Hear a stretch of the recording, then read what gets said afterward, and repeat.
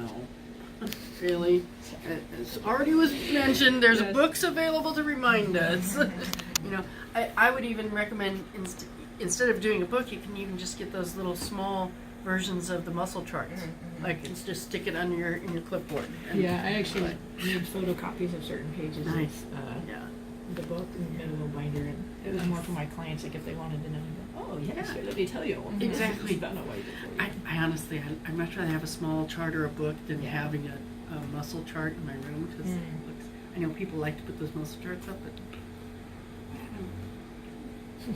just my own personal feeling. It's kind of, really. There's other ways to do this in a different way, a little more intimate. So, okay, let's go look at the chart.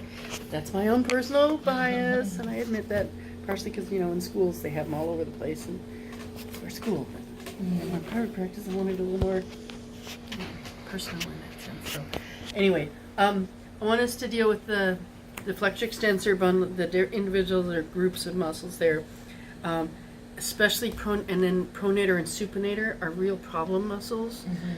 So we got the pronator teres and we got supinator, and then we got pronator quadratus down in the lower forearm.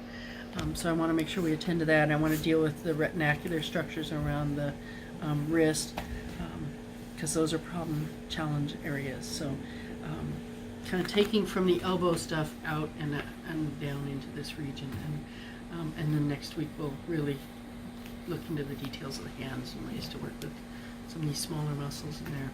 Now, a couple things with the forearm area. Of course, you've got muscles that are attaching. The long wrist and finger movers are attaching actually at the humerus and going down to the hand and wrist. So the place, though, where we have muscles that are attaching to the actual forearm muscles, they tend to be shorter muscles. They're oftentimes identified as brevis muscles.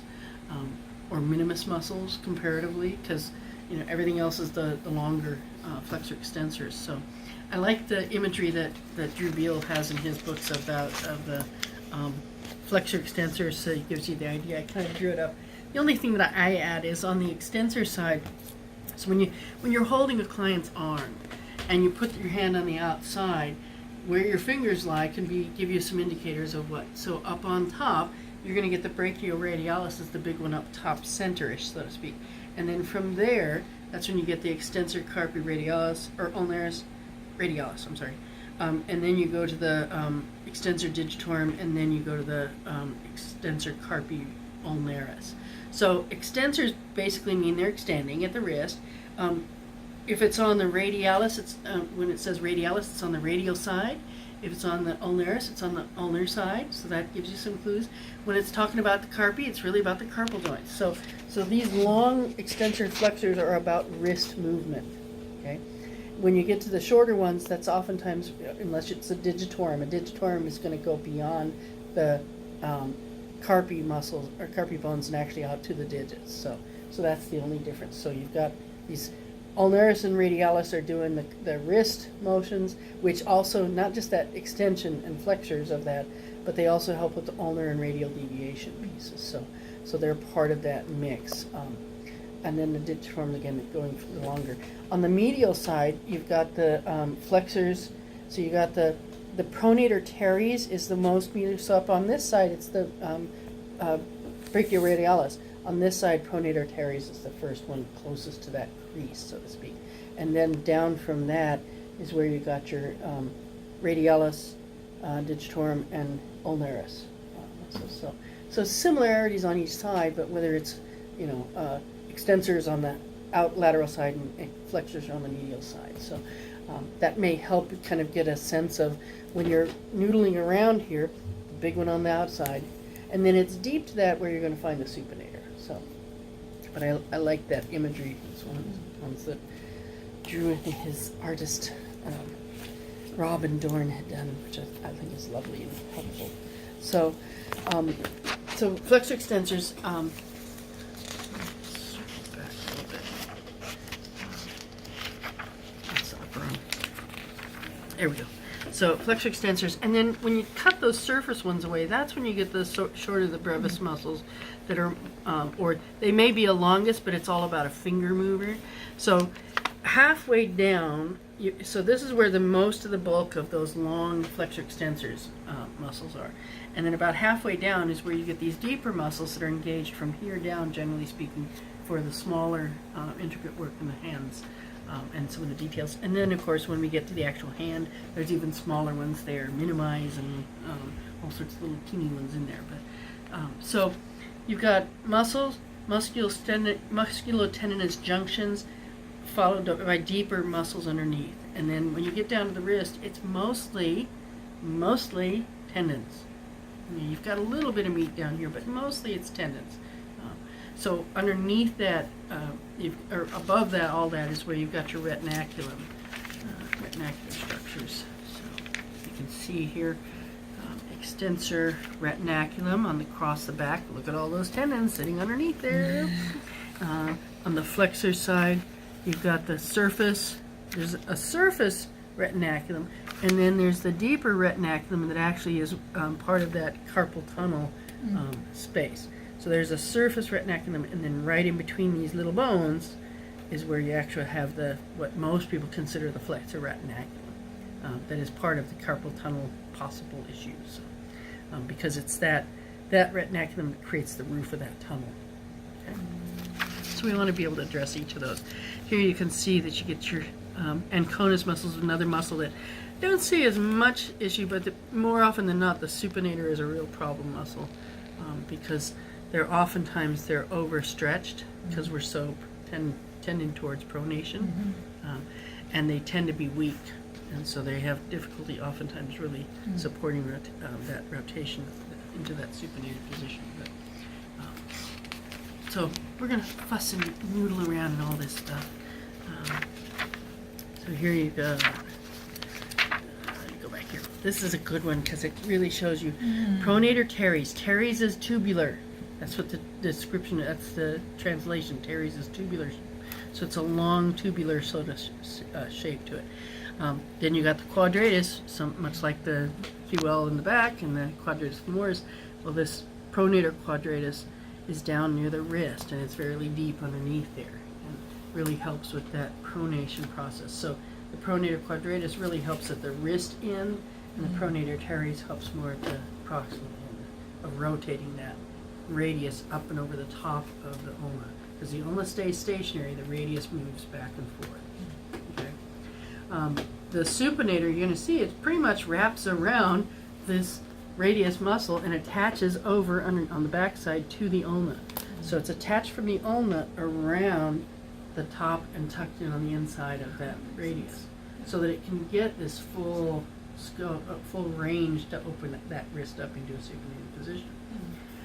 The challenge is that because we do so much in a pronated position in our world, part of what happens is that it gets overstretched, and the other part happens, I love this visual, these muscles between the radius and ulna. So everything that's sitting here, when we pronate, basically, you go from a supinated position halfway through to a pronated position.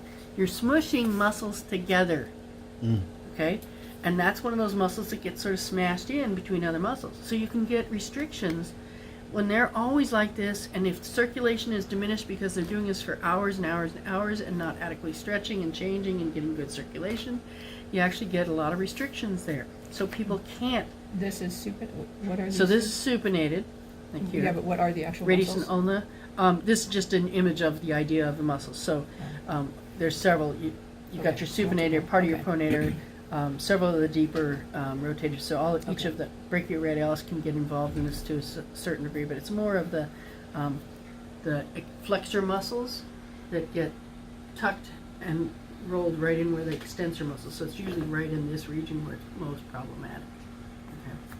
But that supinator can get caught up in that restrictive zone. So part of what we want to support for good, healthy forearms is ensuring that we can get full supination as much as possible. Because if we're getting full supination with ease versus the person who this is as far over as they can go, it's the only way they can open their palms is to tilt their shoulder, that's a real problem. There's some really good restrictions in there that are limiting their range of motion. So looking at what they can and can't do in terms of this rotation and supination, having the client keep their humerus right up against their body, and can they go from this to fully over to this? And if they can't, then this is going to be a place where you want to explore and open up. So, something to consider. And oftentimes the pronator teres will be shortened up quite a bit and restricted in that shortened position. So I want to lengthen pronator teres, and I want to open supinator and strengthen supinator. Encourage you to do simple things for strengthenings. I mean, get this Campbell's soup can or something, and just holding it so they have not a complete. The smaller the grip, the more problems that creates with some of the tensioning. So if you take it a wider grip and doing simple rotational actions can be all it needs. And if they hold the can, so if this is the can and I hold it more in the index finger and thumb, when I head this way and back, the weight is further out, which makes it feel heavier for certain motions.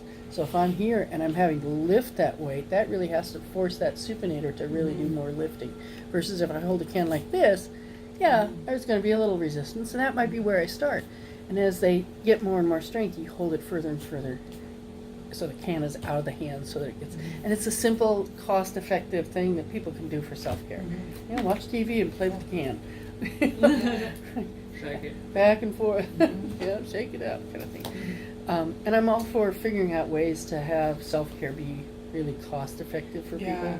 Like, I don't want to have to say, oh, you should go to the gym and you should hire a personal trainer. Like, I don't need to do that. I don't have to. There's simple ways we buy can it add on weight. Amazon. Yeah. Yeah. Buy it from me, that's the better thing. Yeah. I have this special thing. Yeah, and there's a lot of practitioners that do that, and I don't fault them for it. I just, it's when the world is already dealing with a lot of financial challenges, I don't want to add to it.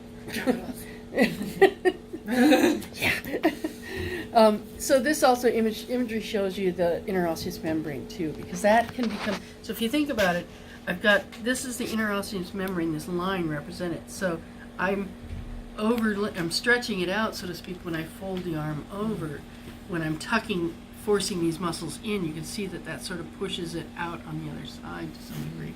So it's kind of an interesting, you didn't always think about, gosh, if I fold over and I'm pushing muscles in, that also means it bulges out a little bit on the other side from that. And I didn't always consider that as a possible issue with it. But that interosseous membrane is the structure that holds these two bones, the biggest structure that holds these two bones in relation to each other. So if this didn't exist and you just had muscles, there wouldn't be as much stability in the forearms because those muscles could be torn much easier. This is a pretty dense, thick tissue. That said, you'll notice there are some additional ligamentous structures on either end, kind of additional stabilization at those most mobile places. And there are gaps, and part of that is the gaps are to be able to allow certain vessels to pass through. So, but it's a place that it's helpful to give some attention to. And I know in the discovery classes I usually show that way to clinch in and load it and go for unwinding. So we'll go back to that. I want to revisit, and I don't think Ben might not have been in on that sort of stuff before. So we'll get. So you'll have a little advantage for that. But so also when we come where we were just the other day, coming in on either side of the biceps and getting the brachialis and scooping out to those flexor extensors, that's also when you're scooping out, you may find yourself hooking right into this pronator teres more often than not as being that problematic one on the more medial side for the client. And oftentimes it's hard to palpate the supinator because they're oftentimes so weak and so thin in comparison to the thicker, denser, stronger pronator muscles. So we want to explore that a bit. So we're going to dive in, noodle around. Part of what I'm going to encourage you to do is be less concerned about knowing which muscles. If you're curious about it, an easy way to figure it out is put your hand on it and then have the client just not moving their fingers but move their wrist. Do I feel the muscle contract? That's a carpi mover. So which one of these? There's my carpi. Now, do I pronate or do I medially or laterally? So when I do that deviation laterally, it doesn't contract. When I do it medially, okay, so sure enough, this is an extensor carpi. radialis. So you can figure it out given the descriptors of the names. If you're wondering if it's a digitorum, so I can lay my fingers right across this bundle off to the side.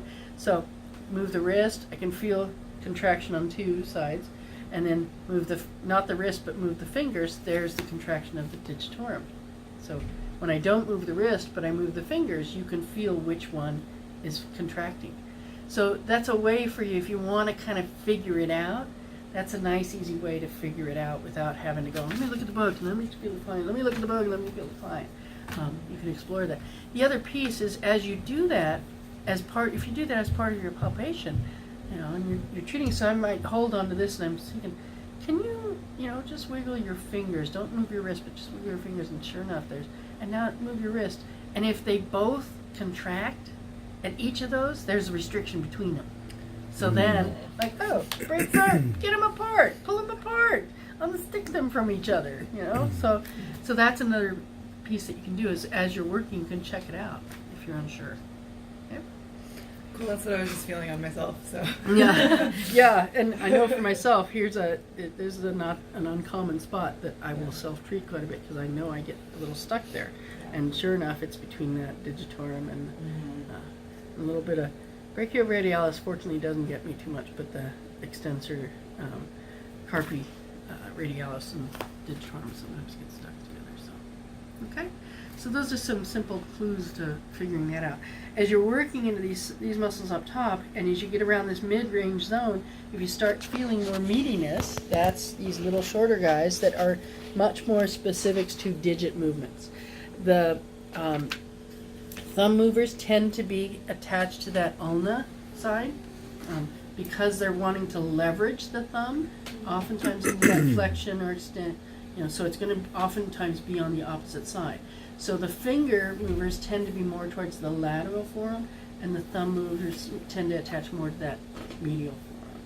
So just as a general rule, there's always exceptions in the center, but some general guidelines for how to find things. So, okay. And then when we get down to the hand, we're going to play with the little movers and toy with the meat here and and really getting into the muscle between the bones of the hand and really facilitating some change happening, hopefully in a bigger way. I also, next week, I am going to show you one of the more assertive techniques that I use for decompressing carpals, which can be really helpful for some carpal tunnel possibilities and for some finger and hand tension dysfunctional activities. When you get these sharp pains that happen, sometimes it's because a carpal may be out of position. And I figured this out after having gotten chiropractic adjustments, which are very fast and hard, and figured out why are they, because it would always like to have that moment of like, and if it didn't quite settle in the right place, I'd be kind of like tweaked in place. So I started sort of toying with myself and figured out that if I use some similar hand positions as the chiropractors use, but do it all as a body worker, you can actually decompress it, and they can just, you just give it a little space and let it work it out, and then you bring it, follow it, and then you bring it back to neutral to take the pressure off, and it actually can. I've had many a time where the carpals are just like shifting into place. So, but we'll be really specific about that. But for today, we're going to definitely get into the retinacular structures down here. Great. Okay. Questions? Yeah.